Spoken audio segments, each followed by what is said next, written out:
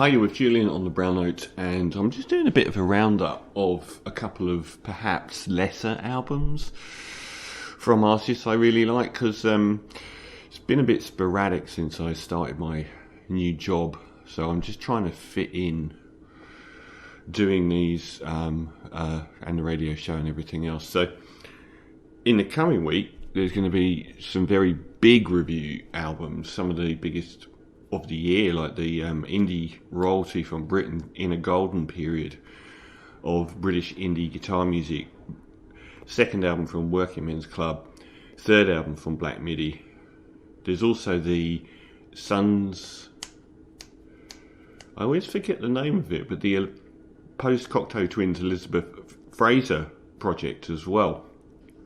And new stuff by Orbital. So I just thought I'd get a couple of not middling, but sort of 7 out of 10 albums. So Westside Gunn, also known as Alvin Lamar Worthy, is kind of the head of Griselda Records from Buffalo, crucially Buffalo, not New York, but Buffalo, New York, which appears to be a godforsaken frozen tundra, possibly where Sly Stone's from.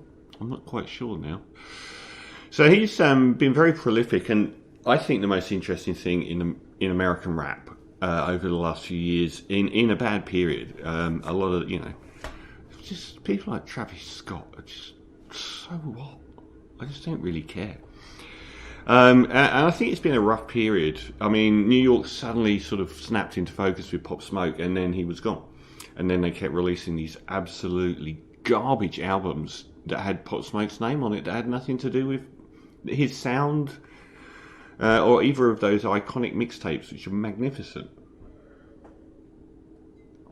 So since then, I think the Griselda crew, which is the main ones, Westside Gunn, Conway the Machine, I think it's Conway the Machine, and Benny Butcher, and probably the best of the lot, Mach Hommy, have been absolutely superb. I've loved Westside Gunn in all of his Ghostface Killer glory. He's come back with a very low-key project.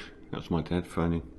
Which is, he's very prolific. Like, he drops stuff all the time. So he's done his Hitler Wears Hermes, the provocatively titled mixtape series. There's 7 of those. This one's called Peace Fly God. It's like his 10th or 11th mixtape since 2012. I guess his most famous studio album would be Pray for Paris. Certainly the one that I've played the most. I think I featured that on my show.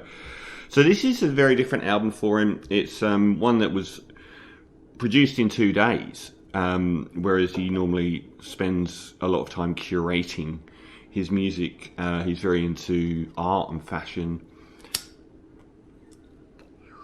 And he's used probably 3, I think, producers on this record. It's for me, its strength is the fact that it is so low key and so low stakes, and asks so little of the listener. It's not some big event at all. The 2-minute track on it is an epic. Jesus Crack is nearly 9 minutes long, and it doesn't really change much. But I found the lyrics on it really quite interesting and intense. God so loved the world, he gave it cocaine. Communion on the stove. And it ends on this sort of a cappella thing. It doesn't really go anywhere, but the music throughout this is kind of that lush, sort of breezy Alchemist, I guess, style. And one of the key elements of the sort of Griselda crew is that they have a very sort of old school boom bap element to their, they're not drill.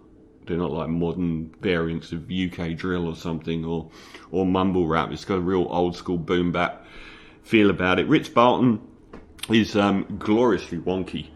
Don Carrera, I think, is the producer of all of the opening half of the album.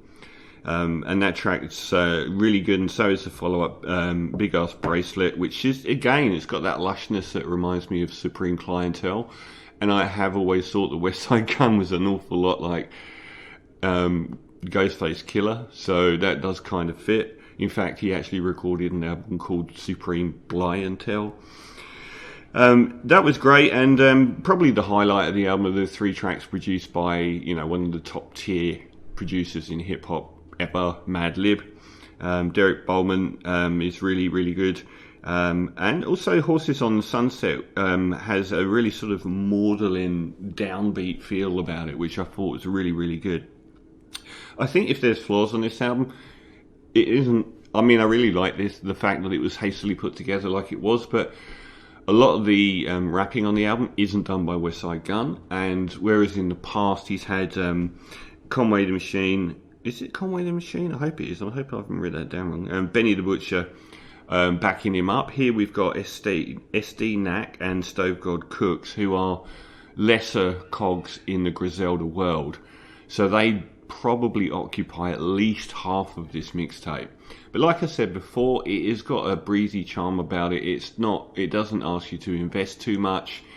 The highlights are when Westside Gunn is rapping, and the production is often good throughout. It's an easy, lush listen. So I'd give it a solid 7 out of 10 for Peace Fly God from Westside Gunn.